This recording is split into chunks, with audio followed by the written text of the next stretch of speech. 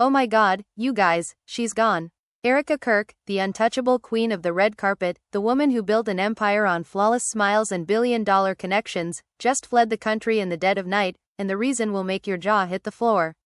Moments ago, her ride-or-die best friend of 15 years, Candace, dropped a nuclear bomb on the internet, a folder of leaked messages, flight logs, photos, and voice recordings that prove Erika wasn't just partying with Jeffrey Epstein, she was recruiting for him.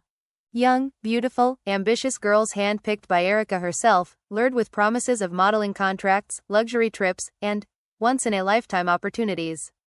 The same Erika who smiled in your face on every reality show, who posted inspirational quotes about lifting women up, was allegedly feeding them straight into the monster's web.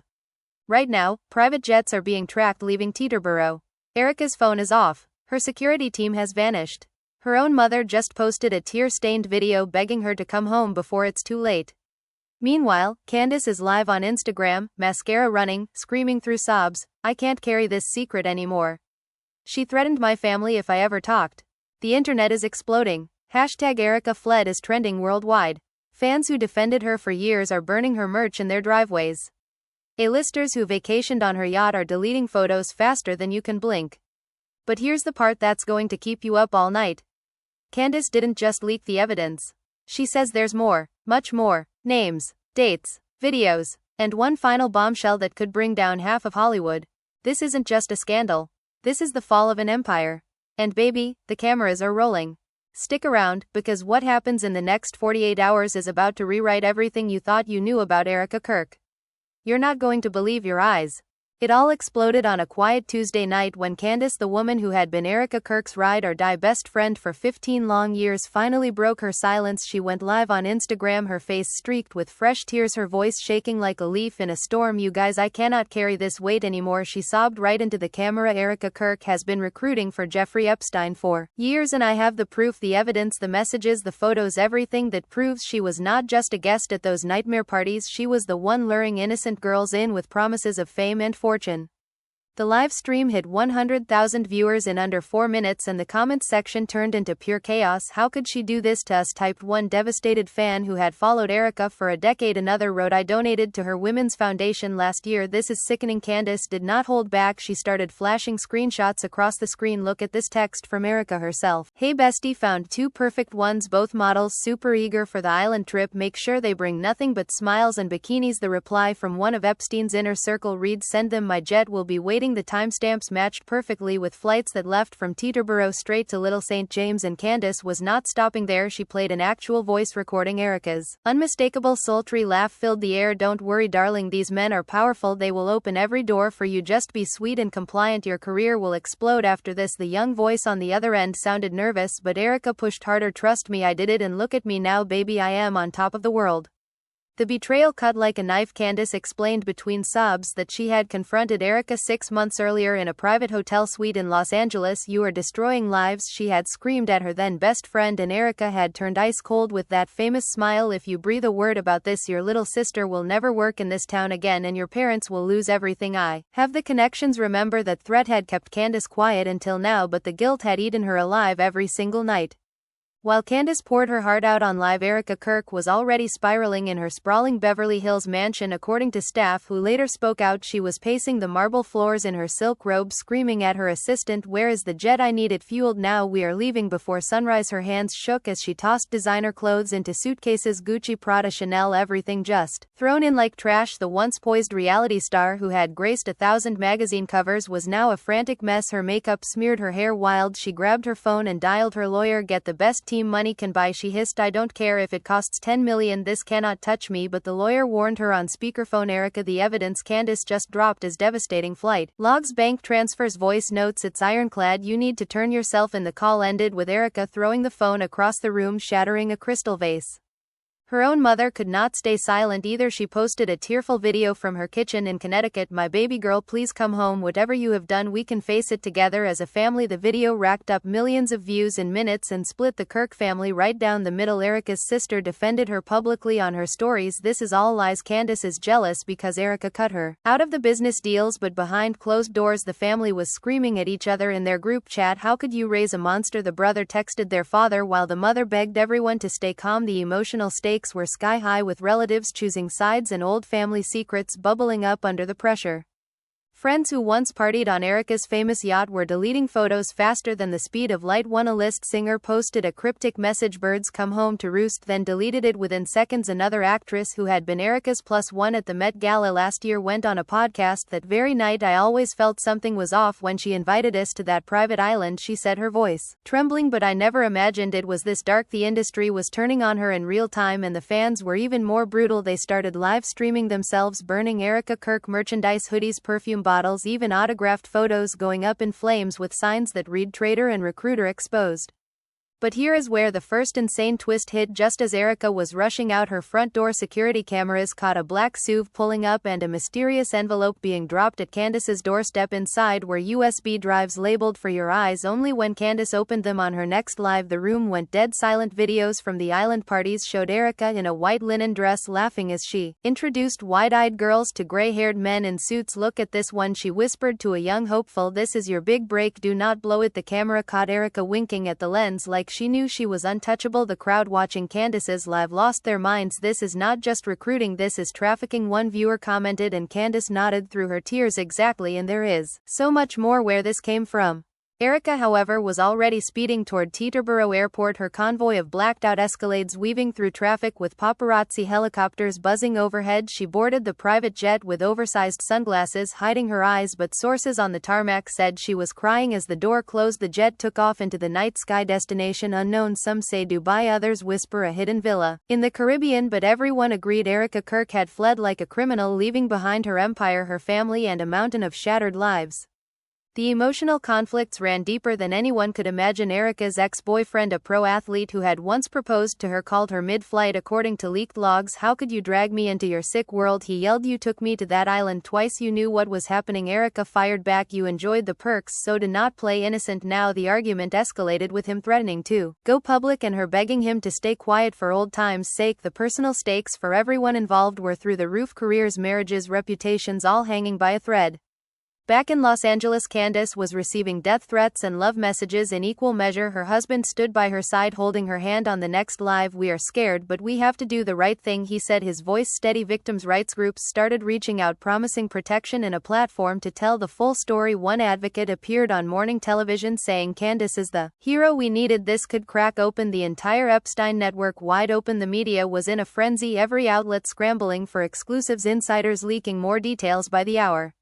As the first rays of dawn broke, the world woke up to the news that Erika Kirk, the queen of reality television, had vanished, and the hunt was on. The FBI was already involved. According to unconfirmed reports, her phones were pinging signals from international waters. The family was left divided, friends were ghosting, and fans were demanding justice. The drama was only just beginning, because Candace had promised even bigger bombshells were coming: names, dates, and videos that could bring down half of Hollywood. And as Erika's jet disappeared over the horizon, one thing was crystal clear: the fall of this empire was going to be the most explosive scandal the world had ever seen, and nobody, not even the biggest stars, could hide from the truth anymore. This was the moment everything changed: the glamour, the lies, the fake smiles, all exposed in one devastating night, and the public could not look away. The stakes had never been higher, the betrayals never deeper, and the twists were only starting to unfold. With Erika on the run and Candace holding the keys to the kingdom, the next 48 hours would decide everything.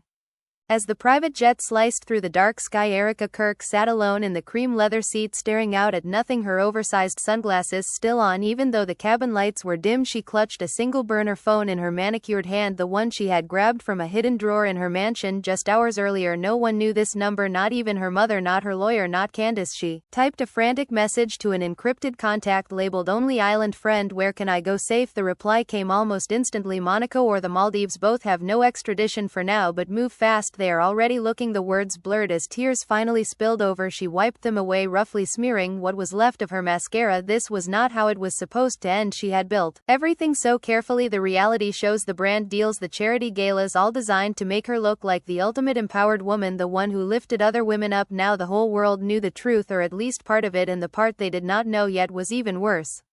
Back in Los Angeles, Candace was not done dropping bombs. She scheduled another Instagram Live for 3 a.m. Pacific time when most of the East Coast was just waking up. The view count climbed faster than before, 200,000, 300,000 people tuning in. Bleary-eyed and furious, she appeared on screen wearing the same hoodie from earlier, her eyes red but her voice steadier. Now you thought that was bad, she said, holding up another USB drive. This is the folder Erika begged me to destroy last year. She called it her insurance policy. She laughed bitterly. Insurance for who exactly? Not for the girls she sent to that island. She clicked play and audio filled the room. This time it was a phone call between Erika and a man whose voice was distorted but instantly recognizable to anyone who followed the Epstein case. You promised me fresh faces, he growled, and Erika replied, smooth as silk, I delivered, didn't I? 2 blondes, 1 brunette, all legal, all eager. They are on the next flight. Relax, darling, your guests will be very pleased. The call ended with laughter from both ends. Candace's hands trembled as she paused the recording. I recorded this without her knowing, she confessed, because even then I knew I might need it one day. God forgive me for waiting so long.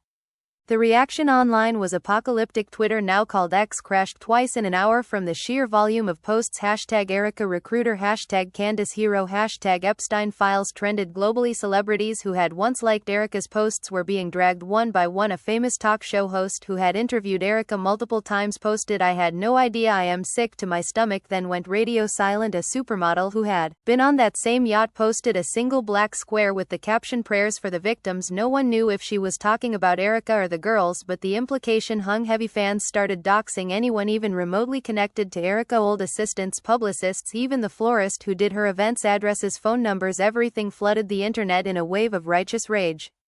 Erika's sister could not take it anymore. She went live from her own account, mascara running just like Candace had hours earlier. I defended her, I believed her, she cried, but after seeing those recordings I cannot anymore. Our family is broken because of what she did. Our mother has not stopped crying since last night. Our brother won't even speak to me. He says she is dead to him. The camera shook as she sobbed harder. I loved my sister, but those girls, those poor girls, they deserved better than this. The live ended abruptly when someone, presumably her husband, pulled her away, but the damage was done. The Kirk family was officially split in public view. Old childhood photos resurfaced with captions like she was always manipulative even as a kid, and the internet ate it up. Meanwhile, Erika's jet made an unscheduled landing in Newfoundland for refueling, according to flight trackers that were now being obsessively monitored by amateur sleuths on Reddit and TikTok. A ground crew member leaked blurry photos of a woman in huge sunglasses and a baseball cap boarding again after just 20 minutes. She looked terrified, he told a local reporter off the record, like she expected someone to jump out and grab her at any second. The photos spread like wildfire, showing Erika looking thinner, already hollow-cheeked, her famous glow gone, the queen of the red carpet reduced to a fugitive in sweats and fear. Candace dropped the next twist just as the sun rose over California. She held up printed emails, chains going back 7 years. Erika writing to Epstein's assistant. Subject, new talent pipeline. Attached were headshots of young women all between 18 and 22, all tagged with notes like perfect for the yacht party or very ambitious, will do anything for exposure. Candace read one aloud, her voice cracking. Erika even wrote payment terms, $20,000 per introduction, wired to my offshore account. The comments exploded with fire emojis, vomiting ones, broken heart ones. People were literally screaming into their phones, this is organized crime, this is not just partying, this is a business. Erika's ex, the pro athlete, could not stay quiet anymore. He did a sit-down interview with a tabloid YouTube channel, his face half-shadowed like he was ashamed to be seen. I proposed to her, he said, voice low. I thought she was the one. We went to that island together twice. She told me it was just rich people networking, exclusive parties. I believed her because I loved her, but looking back there were signs, girls disappearing for hours, coming back quiet, distant. I asked her once what was going on. She laughed it off, said they were just having fun. Now I feel sick, I feel complicit. The interviewer pressed, did you ever see anything illegal? He looked away. I saw older men with very young women. I saw Erika introducing them, smiling like a proud matchmaker. I did not stop it. I did not ask questions. I just enjoyed the lifestyle. God forgive me too. The emotional wreckage spread outward. Victims started coming forward anonymously at first, then bolder. One girl using the handle Island Survivor posted a long thread. I was 19. Erika DM'd me, said she loved my look, wanted to help my career. She flew me first class to the Caribbean, said it was a photo shoot. When I got there, it was not a photo shoot, it was a party. She told me to be nice to the important men, said my future depended on it. I was terrified, but I did what she asked because I thought she was my friend. I was wrong. The thread went viral with thousands of retweets and quote tweets from people promising support. GoFundMes sprang up for alleged victims, legal funds, victim therapy, everything moving at lightning speed. Erika tried one last desperate move. She sent a voice message to her mother from the jet. Mom, it's me, I am okay, please tell everyone to calm down, this is all Candace's revenge, she is twisting things, I never hurt anyone, I was just in the wrong place at the wrong time. Her mother played the message on her own live, tears streaming, I am sorry baby, but the evidence is too much, we love you but you have to face this, the family cannot protect you anymore. The clip was remixed into sad piano edits across TikTok, fueling even more outrage. As the day wore on, reports surfaced that the FBI had raided Erika's Beverly Hills mansion, agents in windbreakers carrying out boxes of hard drives, laptops, even her old phones. Neighbors filmed everything from their windows, helicopters circled overhead. It looked like a scene from a movie, but this was real. Erika's empire crumbling in real time. Her verified accounts started posting cryptic stories, then went dark completely. Followers dropped by the millions in hours. The brand deals were being terminated publicly. One luxury fashion house issued a statement distancing themselves immediately. We do not condone any form of exploitation, the PR statement read like a death knell. Candace ended her afternoon live with a promise that shook everyone. There is a video, she said quietly, one Erika never wanted anyone to see. It shows her on the island directing everything, laughing while it happened. I have it, and if the authorities do not act soon I will release it myself. The internet held its collective breath, waiting for the next bomb to drop. Erika was somewhere over the Atlantic, still running, but the noose was tightening with every passing hour. The betrayals, the family tears, the victim stories, the leaked evidence, it was all building to something massive, something that could drag half of Hollywood down with her, and no one knew who would be named next. The world watched transfixed as the sun set on day one of the biggest fall from grace in entertainment history. Erika Kirk, the untouchable, had become the hunted, and the hunt was far from over. As the second day dawned, the manhunt for Erika Kirk intensified like nothing Hollywood had ever seen. Private investigators hired by victims' rights groups were already combing through flight manifests and offshore bank records. Amateur detectives on Reddit had formed entire subreddits dedicated to tracking her every possible move. One thread titled Erika Kirk current location guesses hit 50,000 upvotes overnight. Theories ranged from a yacht off the coast of Turkey to a private compound in Paraguay. Someone even posted a grainy satellite image claiming to show her jet parked at a remote airstrip in the Azores. The FBI issued a rare public statement. We are working with international partners to locate Ms. Kirk in connection with an ongoing investigation. No further details were given, but the words ongoing investigation sent chills through every circle she had ever touched. Candace, meanwhile, had become the unwilling face of the resistance. She held yet another live, this one from a nondescript hotel room somewhere in Los Angeles, her husband visible in the background pacing nervously. She looked exhausted but determined. You all keep asking if I am scared, she said. Yes, I am terrified, but those girls were more scared when Erika handed them over to those men. I cannot stop now, not when I finally have the courage. She pulled out a thick stack of printed transcripts, conversations between Erika and various middlemen. One entry dated 3 years ago read, new girl arriving Friday 18, fresh off the boat, super naive, perfect type, make sure she signs the NDA before takeoff. Erika's response was chilling, don't worry, she trusts me completely, shall do whatever I say, just like the last one. Candace read it slowly, letting each word sink in. The live chat was a storm of crying emojis, angry faces, and calls for justice. One viewer typed, my daughter could have been one of them, thank you Candace for speaking up.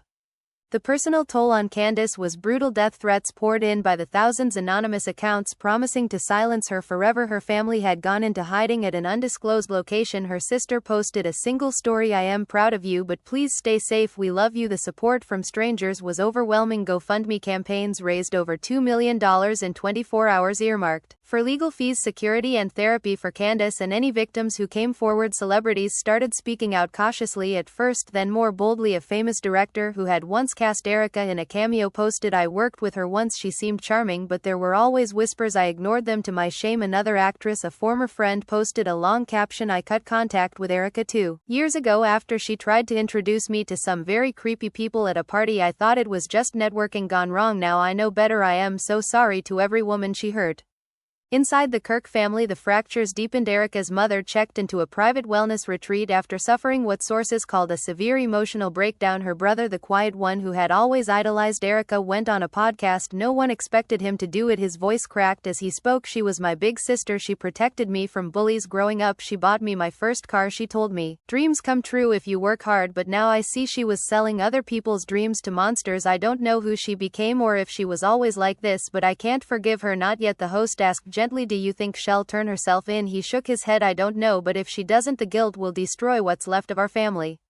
Erika, wherever she was, did not stay silent for long. A mysterious encrypted email landed in the inboxes of several major news outlets. Subject: The real truth from Erika Kirk. The message was short and dramatic. This is all a coordinated smear campaign by Candace, who has been blackmailing me for years. She is using doctored evidence to destroy my life because I refused to give her more money. I have never harmed anyone I was a victim to. Please help me tell my side before it's too late. Attached was a single audio file. In it, Erika's voice sounded small and broken. Candace, if you're listening, please stop this. You know I never forced anyone. Everything was consensual. The girls wanted the opportunities. I just connected them. Please, for the sake of our friendship, end this. The email was quickly debunked by digital forensics experts who pointed out metadata inconsistencies and signs of voice manipulation, but the damage was done. Conspiracy theorists latched on, claiming Candace was the real mastermind, Erika the scapegoat. The internet fractured into warring camps. Hashtag free Erika trending alongside hashtag justice for victims. Then came the bombshell that flipped everything. Again, Candace appeared on a major morning show via remote, her face pale but composed. She held up a new folder, this one labeled Island Footage Raw. She said quietly, Erika sent this to me last year as leverage. She said if I ever spoke, she would release edited versions to make me look like the recruiter. Instead, she clicked play on her laptop, and for the first time the public saw actual video from Little St. James. Grainy but unmistakable Erika in a flowing white dress, walking arm in arm with a very young woman toward a villa. She leans and whispers something. The girl nods hesitantly. Then Erika turns to the camera, winks, and mouths the words, "Big break, baby." The footage cut to another clip. Erika at a poolside table counting cash, handing stacks to a man in a polo shirt. "Good girls tonight," she says, "they'll make you proud." Another angle showed her laughing as she filmed a group of girls posing for older men like it was a casual photo shoot. The studio hosts were speechless. Candace looked straight into the camera. "This is not edited. This is not I. This is Erika directing everything." She was not a guest, she was the orchestrator.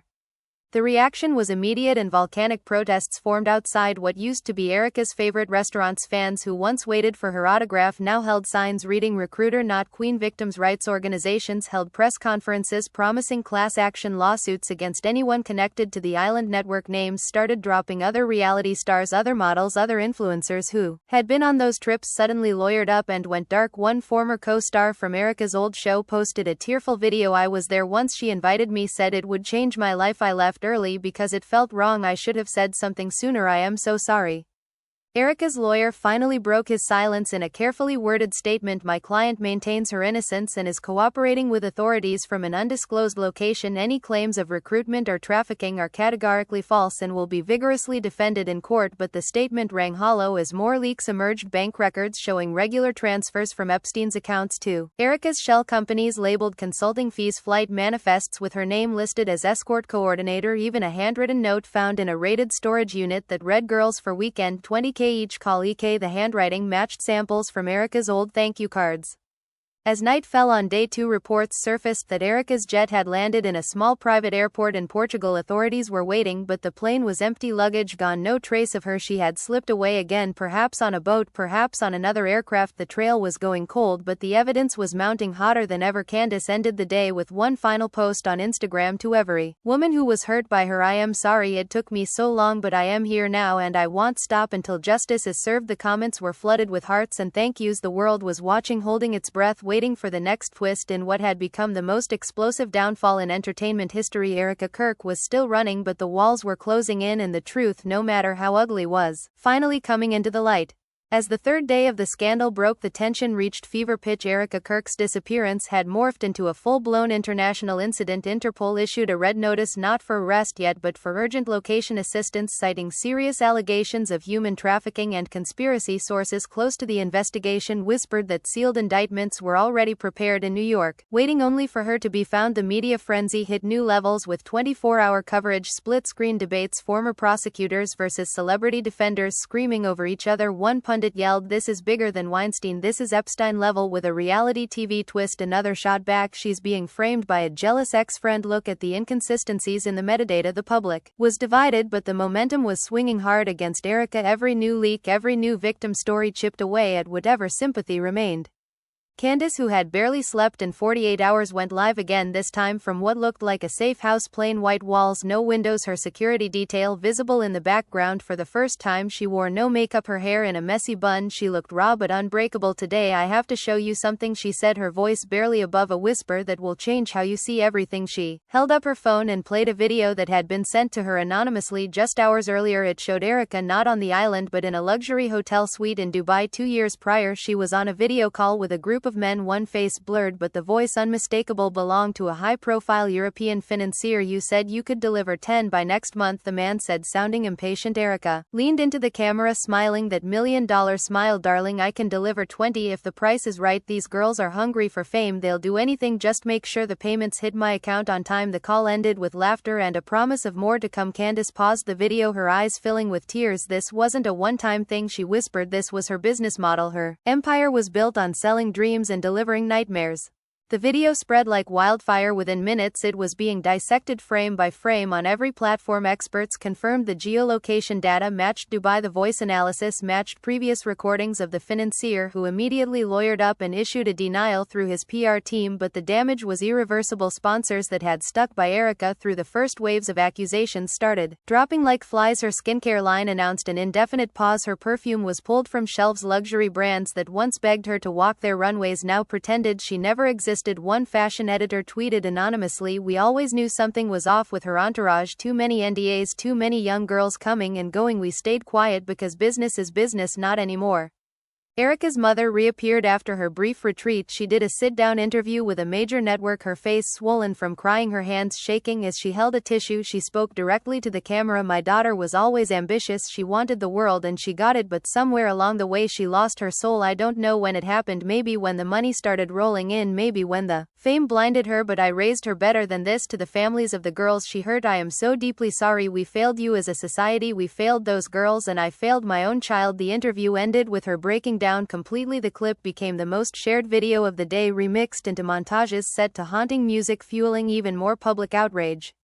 Then the biggest twist yet dropped like a bomb. Candace received a package delivered by courier to her safe house. Inside was a handwritten letter on Erika's personal stationery, the kind with the gold embossed initials. The writing was shaky but recognizable. "Dear Candace, if you're reading this, I've already lost everything: my name, my freedom, my family. You win, but before you destroy what's left of me, know this: I was trapped too. Epstein didn't just use me, he owned me. He had videos, compromising videos from when I was 22, fresh-faced and stupid. I thought it was love. He made me believe he would make me a star. Instead he made me his recruiter, or I would be ruined, exposed, humiliated. I had no choice. I did what I had to do to survive. I am not asking for forgiveness. I am asking you to understand that monsters create more monsters. Please don't release the final video, the one from the villa basement. It shows me crying, begging them to stop. It shows I wasn't always willing. It shows I was a victim too. If you have any mercy left, destroy it. Let me disappear quietly." The letter was signed with a single tear-stained E.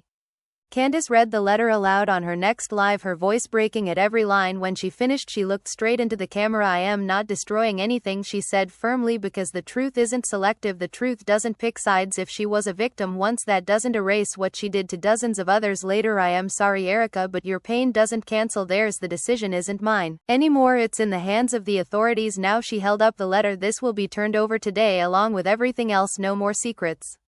The letter sparked immediate debate. Was Erika truly coerced at the start, or was this a last-ditch manipulation attempt? Psychologists appeared on every news channel analyzing her words. One said classic narcissistic deflection, shifting blame to a dead man. Another countered trauma can create cycles of abuse. It's possible she was both victim and perpetrator. The conversation turned ugly fast, with people accusing Candace of heartlessness for not believing the victim narrative. Others defended her, saying victims don't get to create more victims as penance. Meanwhile, fresh leads on Erika's location surfaced. A fishing boat captain off the coast of Morocco claimed he had ferried a woman matching her description from a small yacht to a private dock at 3 a.m. 2 nights earlier. She paid in cash, wore a hoodie, and barely spoke. He said she looked like she'd seen a ghost. Authorities descended on the area, searching coastal villas and private estates, but found nothing, only a discarded burner phone with one final text sent to an unknown number: "I am almost free. Please don't let them find me." The message had no reply. Victims continued to emerge stronger. Now, one young woman identified only as Sarah held a press conference flanked by lawyers and advocates. Erika approached me at a casting call. She said she saw star potential, flew me to the Caribbean for what she called a networking retreat. When I arrived, there were no cameras, no photographers, only powerful men and locked doors. She told me to relax, said this was how the industry worked. I was drugged. I woke up the next morning with no memory but bruises and a check for $50,000. She said it was my signing bonus. I burned the check and ran, but the shame kept me silent until now. I am speaking because Candace gave me courage. Other women nodded beside her, some crying, some stone-faced. The room felt heavy with shared pain and shared rage. As evening fell, reports emerged that Erika's remaining assets were being frozen, offshore accounts seized, properties flagged for forfeiture, her once glittering life reduced to red notices and court filings. Her verified socials were officially suspended for violating terms around exploitation content. The final blow came when her old reality show network announced they were pulling every episode featuring her, effective immediately. Reruns replaced with public service announcements about recognizing trafficking signs. Candace closed out the day with a quiet live, no dramatics, just her sitting on the floor hugging her knees. She looked at the camera and said, I never wanted to be the one holding the match, but someone had to light the fire for those girls who couldn't, for the ones still too scared to speak. I am not a hero, I am just someone who finally chose what's right over what's easy. Thank you for standing with me. Thank you for believing the survivors. The live ended softly with thousands of hearts floating across the screen, a small light in the darkness of the biggest scandal Hollywood had ever faced. Erika was still out there somewhere, running on fumes, but the empire she built on broken dreams was ashes now, and the world was finally waking up to the cost. As the fourth day unfolded, the world had stopped pretending this was just another celebrity scandal. Erika Kirk's name was now synonymous with one of the darkest chapters in modern entertainment history. The red notice had escalated into a full fugitive alert, with rewards quietly offered for credible tips leading to her arrest. Governments from the United States to Portugal to Morocco were coordinating in real-time. Satellite imagery analysts, private security firms, even bounty hunters were on the case. The once glamorous icon reduced to a ghost in the machine, her face plastered across every screen, every airport, every border crossing. Candace had gone quiet for most of the morning. No lives, no posts, just a single cryptic story uploaded from an unknown location, a black screen with white text. The end is coming. Hold on. The internet interpreted it 1,000 ways. Some saw hope, others saw a final warning. Then at noon Pacific time, she reappeared on a verified emergency broadcast style live stream through multiple platforms. Her security team had clearly upgraded. The feed was encrypted end to end. She sat in front of a plain backdrop wearing all black, her expression calm. For the first time in days today, she began, I am releasing the final piece, the one Erika begged me to destroy in her letter, the villa basement video from Little St. James. This is not revenge, this is accountability. She clicked play, and for 60 agonizing seconds the world saw what Erika had fought so hard to bury. The footage was dark, grainy, but devastating. Erika in the same white dress, now stained and torn, sitting on a concrete floor, wrists bound with silk scarves. She was crying, begging a shadowed figure off camera, please, no more. I did what you asked, I brought them, just let me go. The figure laughed a deep, chilling sound and replied, you brought them because you wanted the money, the power. Don't play victim now, darling, you're one of us. The video cut abruptly. Candace let the silence hang for a long moment, then spoke. This was filmed 2 years into her involvement. She was already deep in it, already recruiting, already profiting, but even here, even in her lowest moment, she didn't stop. She chose to keep going. She chose the power over the pain, and because of that choice, dozens of lives were shattered. I want to apologize for showing you the truth. The release triggered immediate chaos. Protests erupted in Los Angeles, New York, Miami. Outside network headquarters, people chanted justice for the victims, burn the empire down. Police in riot gear formed lines as crowds swelled. Social media servers buckled under the weight of shares, retweets, and live reactions. Major news outlets preempted regular programming to air the clip with heavy warnings. Victims' advocates praised Candace for her bravery, while a small but vocal group accused her of exploiting trauma for clout. The divide was stark, but the tide had turned decisively. No one could defend Erika anymore, not after seeing that basement, not after hearing her own voice admit she had choices and chose wrong. Inside what remained of the Kirk family, the final threads snapped. Erika's brother posted a public letter on his rarely used account. I have spent my life looking up to my sister, protecting her memory even when the evidence piled up, but after this video I can't anymore. She wasn't trapped forever, she built the trap, she invited others inside, she chose this life over and over. Mom, Dad, I am sorry, but I have to walk away for my own sanity, for my future family. The post garnered millions of views and thousands of supportive comments. The family that once rallied around her now publicly mourned her as if she had died. Law enforcement closed in with new precision. A leaked FBI memo obtained by several outlets revealed they had traced a cryptocurrency wallet linked to Erika through multiple tumblers. The wallet had made a final transfer to a contact in the Seychelles just 12 hours earlier. Agents were dispatched within minutes. Helicopters, drones, boats, the full arsenal. A press conference was called hastily. The special agent in charge spoke directly to camera. We believe Ms. Kirk is currently located in the Indian Ocean region. We are coordinating with local authorities and expect developments within the next 24 to 48 hours. We urge anyone with information to come forward anonymously.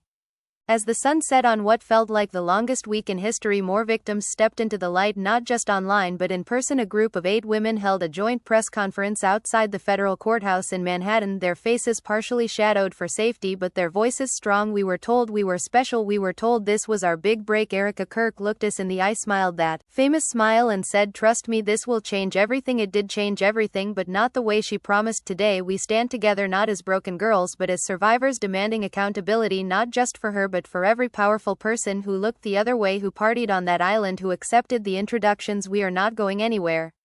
Candace appeared via video link at the end of the conference. She spoke softly. "Thank you for your courage. You gave me mine when I had none. This isn't the end, it's the beginning of healing, of justice, of making sure no one else has to go through what you did." The room erupted in applause. Tears streamed down faces, including hers. The moment felt like a turning point, not just for the scandal but for the culture that allowed it to thrive.